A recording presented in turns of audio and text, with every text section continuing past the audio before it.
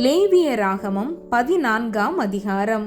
பின்னும் கர்த்தர் மோசேயை நோக்கி, குஷ்டரோகியினுடைய சுத்திகரிப்பின் நாளில் அவனுக்கடுத்த பிரமாணம் என்னவென்றால், அவன் ஆசாரியனிடத்தில் கொண்டு வரப்பட வேண்டும்.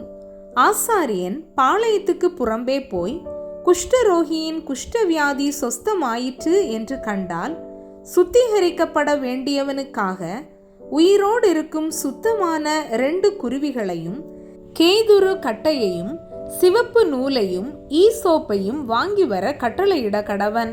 பின்பு ஆசாரியன் அந்த குருவிகளில் ஒன்றை ஒரு மண் பாண்டத்தில் உள்ள ஊற்று நீர் மேல் கொல்ல சொல்லி, உயிருள்ள குருவியையும் கேதுரு கட்டையையும் சிவப்பு நூலையும் ஈசோப்பையும் எடுத்து இவைகளையும் உயிருள்ள குருவியையும் ஊற்று நீர் மேல் கொல்லப்பட்ட குருவியின் இரத்தத்திலே தோய்த்து, குஷ்டம் நீங்க சுத்திகரிக்கப்படுகிறவன் மேல் 7 தரம் தெளித்து அவனை சுத்தம் பண்ணி உயிருள்ள குருவியை வெளியிலே விட்டுவிட கடவன். சுத்திகரிக்கப்படுகிறவன் தன் வஸ்திரங்களை தோய்த்து தன் மயிர் முழுவதையும் சிரைத்து தான் சுத்தமாகும்படி ஜலத்தில் ஸ்நானம் பண்ணி, பின்பு பாளையத்தில் பிரவேசித்து தன் கூடாரத்துக்கு புறம்பே 7 நாள் தங்கி, 7ஆம் நாளிலே தன் தலையையும் தாடியையும் புருவங்களையும் தன்னுடைய மயிர் முழுவதையும் சிரைத்து தன் வஸ்திரங்களை தோய்த்து ஜலத்தில் ஸ்நானம் பண்ண வேண்டும். அப்பொழுது சுத்தமாயிருப்பான்.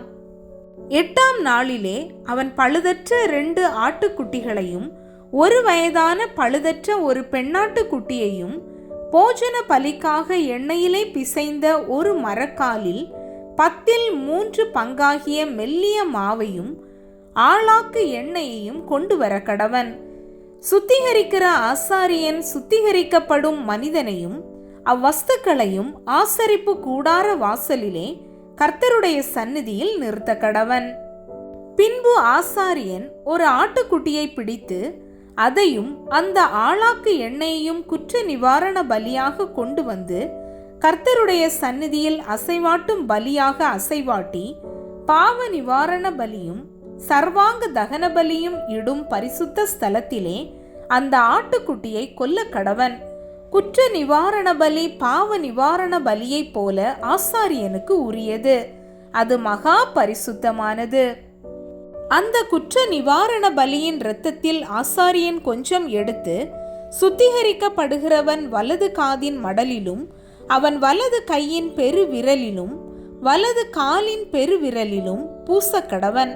பின்பு ஆசாரியன் அந்த ஆளாக்கு எண்ணெயிலே கொஞ்சம் தன் இடது கையில் வார்த்து தன் இடது கையில் உள்ள எண்ணெயில் தன் வலது கையின் விரலை தோய்த்து தன் விரலினால் 7 தரம் அந்த எண்ணெயில் எடுத்து கர்த்தருடைய சந்நிதியில் தெளித்து, தன் உள்ளங்கையில் இருக்கிற மீதியான எண்ணெயிலே கொஞ்சம் எடுத்து சுத்திகரிக்கப்படுகிறவன் வலது காதின் மடலிலும் அவன் வலது கையின் பெருவிரலிலும் வலது காலின் பெருவிரலிலும் முந்தி பூசி இருக்கிற குற்ற நிவாரண பலியினுடைய இரத்தத்தின் மேல் பூசி, தன் உள்ளங்கையில் இருக்கிற மீதியான எண்ணெயை சுத்திகரிக்கப்படுகிறவன் தலையிலே வார்த்து கர்த்தருடைய சந்நிதியில் அவனுக்காக பாவ நிவிர்த்தி செய்ய கடவன்.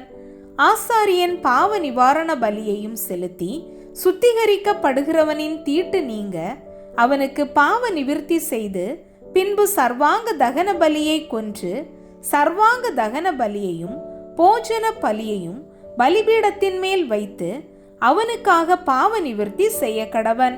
அப்பொழுது அவன் சுத்தமாயிருப்பான்.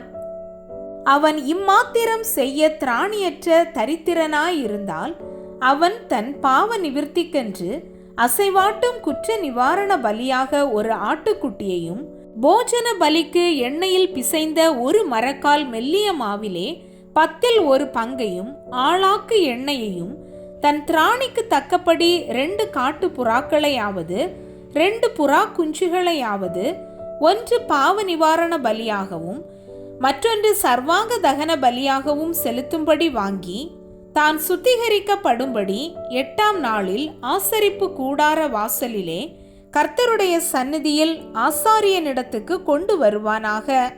அப்பொழுது ஆசாரியன் குற்ற நிவாரண பலிக்குரிய ஆட்டுக்குட்டியையும் அந்த ஆளாக்கு எண்ணெயையும் வாங்கி கர்த்தருடைய சந்நிதியில் அசைவாட்டும் போஜன பலியாக அசைவாட்டி, குற்ற நிவாரண பலிக்கான அந்த ஆட்டுக்குட்டியை கொன்று குற்ற நிவாரண பலியின் இரத்தத்தில் கொஞ்சம் எடுத்து, சுத்திகரிக்கப்படுகிறவன் வலது காதின் மடலிலும் அவன் வலது கையின் பெருவிரலிலும் வலது காலின் பெருவிரலிலும் பூசி, அந்த எண்ணெயிலே கொஞ்சம் தன் இடது கையில் வார்த்து, தன் இடது கையில் உள்ள எண்ணெயிலே தன் வலது விரலை தோய்த்து, கர்த்தருடைய சந்நிதியில் 7 தரம் தெளித்து, தன் உள்ளங்கையில் இருக்கிற எண்ணெயில் கொஞ்சம் எடுத்து, சுத்திகரிக்கப்படுகிறவன் வலது காதின் மடலிலும் அவன் வலது கையின் பெருவிரலிலும் வலது காலின் பெருவிரலிலும் குற்ற நிவாரண பலியின் இரத்தம் பூசி இருக்கிற இடத்தின் மேல் பூசி, தன் உள்ளங்கையில் இருக்கிற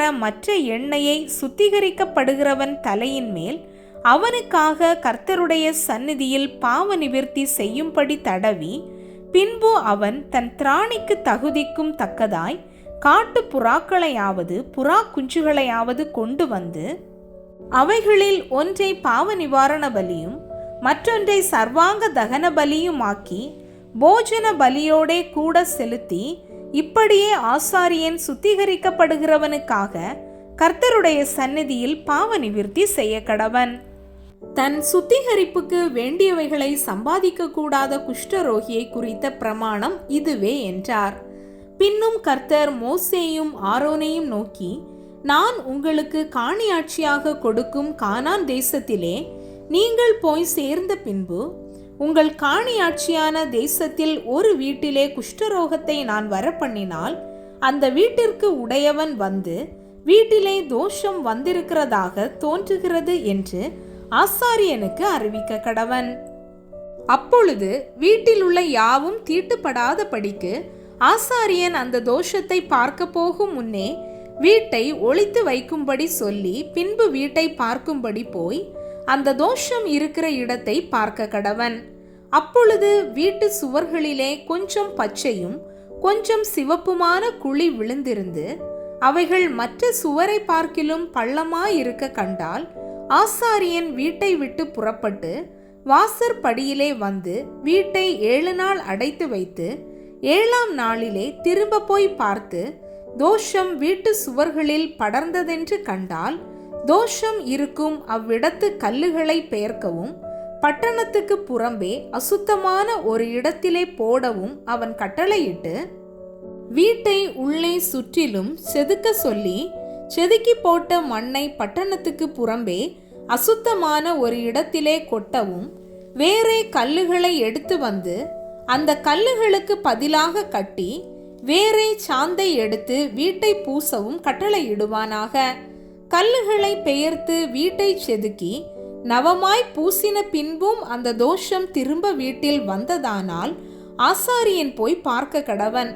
தோஷம் வீட்டில் படர்ந்ததானால் அது வீட்டை அரிக்கிற குஷ்டம், அது தீட்டாய் இருக்கும். ஆகையால் வீடு முழுவதையும் இடித்து அதன் கல்லுகளையும் மரங்களையும் அதன் சாந்து எல்லாவற்றையும் பட்டணத்துக்கு புறம்பே அசுத்தமான இடத்திலே கொண்டு போக வேண்டும். வீடு அடைக்கப்பட்டிருக்கும் நாட்களில் அதற்குள் பிரவேசிக்கிறவன் சாயங்காலம் மட்டும் தீட்டுப்பட்டிருப்பான். அந்த வீட்டிலே படுத்தவன் தன் வஸ்திரங்களை தோய்க்க கடவன். அந்த வீட்டிலே சாப்பிட்டவனும் தன் வஸ்திரங்களை தோய்க்க கடவன்.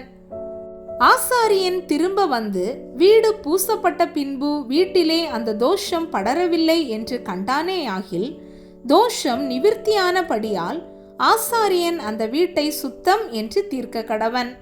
அப்பொழுது வீட்டிற்கு தோஷம் கழிக்க 2 குருவிகளையும் கேதுரு கட்டையையும் சிவப்பு நூலையும் ஈசோப்பையும் எடுத்து, ஒரு குருவியை ஒரு மண் பாண்டத்திலுள்ள ஊற்று நீரின் மேல் கொன்று, கேதுரு கட்டையையும் ஈசோப்பையும் சிவப்பு நூலையும் உயிருள்ள குருவியையும் எடுத்து, இவைகளை கொல்லப்பட்ட குருவியின் இரத்தத்திலும் ஊற்று நீரிலும் தோய்த்து, வீட்டின் மேல் 7 தரம் தெளித்து, குருவியின் இரத்தத்தினாலும் ஊற்று நீரினாலும் உயிருள்ள குருவியினாலும் கேதுரு கட்டையினாலும் ஈசோப்பினாலும் சிவப்பு நூலினாலும் வீட்டிற்கு தோஷம் கழித்து, உயிருள்ள குருவியை பட்டணத்துக்கு புறம்பே வெளியிலே விட்டுவிட்டு, இப்படி வீட்டிற்கு பிராயசித்தம் செய்ய கடவன்.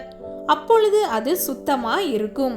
இது சகலவித குஷ்டரோகத்துக்கும் சொறிக்கும், வஸ்திர குஷ்டத்துக்கும் வீட்டு குஷ்டத்துக்கும் தடிப்புக்கும் அசருக்கும் வெள்ளைப்படருக்கும் அடுத்த பிரமாணம். குஷ்டம் எப்பொழுது தீட்டுள்ளது என்றும் எப்பொழுது தீட்டில்லாதது என்றும் தெரிவிப்பதற்கு குஷ்டரோகத்துக்கு அடுத்த பிரமாணம் இதுவே என்றார்.